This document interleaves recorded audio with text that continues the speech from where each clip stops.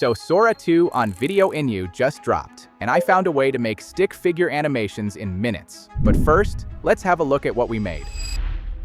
He stands still, listening. The space around him feels tighter than it should. Too quiet, like something is waiting. Whatever's coming already knows he's here. He tightens his grip on what he's holding. Muscle memory takes over. There's no warning when it happens. Movement breaks the silence. I'm going to walk you through the process of mastering stick figure animations with Sora. Now, this process can be applied to any niche. You see many different channels in the finance niche, the self-improvement niche, and even the history niche following this format. Stick figure animation. Channels like Psyche Depth, Just a Rock in Space, Simply Easy all make content using the stick figure format. By the end of this video, you'll be able to use this process and apply this stick figure format to any niche you want. I honestly spent hours trying to get this prompt workflow dialed in, ensuring it can be used across any niche. At first, I thought this was just about finding the right animation style. That assumption cost me time. What I realized was that the tool honestly doesn't matter, to a degree, but it honestly all comes down to how well you prompt that tool. Because good input equals good output. Alright, the process is going to be way easier since the software we're using that has the SORA2 model doesn't include watermarks. So we don't need to waste time or money on watermark removal. The process we'll be getting into can be applied to any type of niche since this is a format, so it's applicable to anything. Before we begin building, make sure to grab this prompting notion. These are the prompts that I built and what we will be using in this video. Link in the description. Now, I'm going to go really in depth on this part because this is where most people accidentally build scenes that don't flow into each other, and it's not obvious until you see the final animation. The first step is scene building. This first prompt is universal, so if you're in a self-improvement niche or even a history niche, this can still work. So grab the scene planner prompt and insert it into ChatGPT, and then paste in as much context as possible so that you get the appropriate mood, tone, and scene shots. The way I approached this was I inserted my example script, and then I inserted as much context as I could. The setting, the character's emotional state, the conflict. What ended up working for me was treating each scene like a micro-story beat, not just a visual description. My first few attempts at this looked decent, but the scenes felt disconnected. That's when I was able to lock in this workflow. The scene descriptions weren't wrong, it's just the fact that the prompts were not giving Sora enough direction on continuity. So that is why this next step is just as important as the previous, and that is turning those scenes into actual Sora prompts. How we do this is grabbing the second prompt inside of the prompting notion and pasting it into ChatGPT. Then insert all of the scene descriptions we got from the output of the first prompt and pasting it into ChatGPT and then generate. This converts your story scenes into technical prompts that Sora can produce the actual animations off of.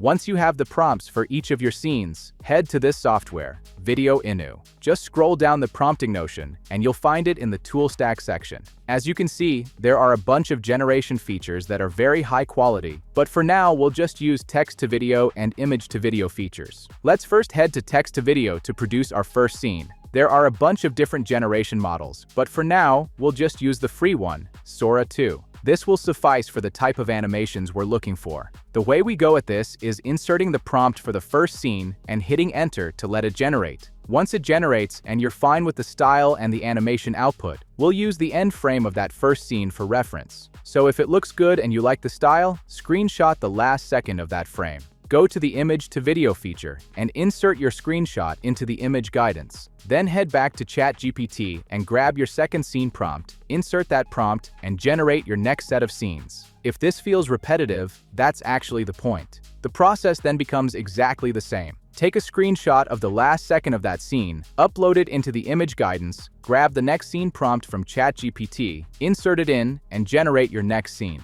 At this stage, since we spent time working on the prompts, we no longer need to experiment. Now everything is consistent. Continue to do this for all of your scenes. Nothing fancy is happening here, and that's why it works. And once you're done with generating all of your scenes, just edit everything together. If there are faults inside of a scene, cut it out. If there is a gap between scenes, apply a transition. This is a good format to mix with your current format. You see channels mixing stock images, painterly images, and even stick figures and seeing huge amounts of success. This is a really good format for delivering simplicity. But here's what surprised me. This can also be used as cinematic footage as well. With just a bit of prompt engineering, you can animate a cinematic fight scene that looks studio level. The ceiling is unlimited, which matters because it means you don't have to change systems every time you change ideas. I tested this across a few different angles: motivational content, historical breakdowns, financial concepts. What worked every time was the same structure: scene building, prompt engineering, sequential generation. What I realized after making a few of these is that the chaos isn't in the tools, it's in rebuilding from scratch every time. Most creators think they have a creativity problem. It's almost always a structure problem. The people who scale with this aren't more creative, they just stop making decisions every upload. Once you have the scene structure documented, you're not creating, you're replicating. The weird part is, this exact structure works outside stick figures too.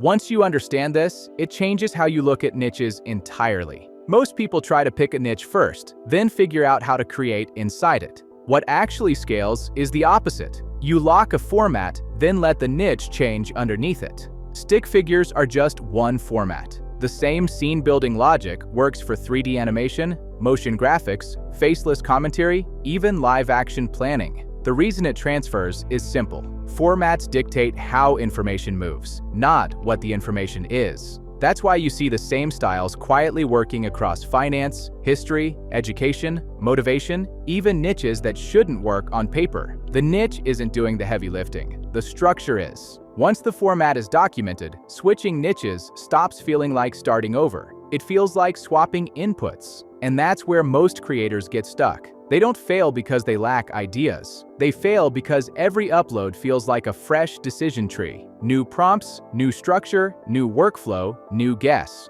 Creator OS exists because I hit that wall myself. I was tired of rebuilding the same systems every time I changed formats, tools, or ideas, even when the underlying structure stayed the same. Inside Creator OS, you'll see creators who didn't need a new strategy. They just needed a system they could reuse without second-guessing every upload. The prompts, the sequencing, the structure, it's all documented, tested, and updated as platforms change. So you're not relying on motivation or luck to stay consistent. If you're at the point where you don't want another method, you just want a system you can run, reuse, and adapt without burning out, that's exactly why Creator OS exists. First link in the description or pinned comment. Thanks for watching. I'll see you in the next one.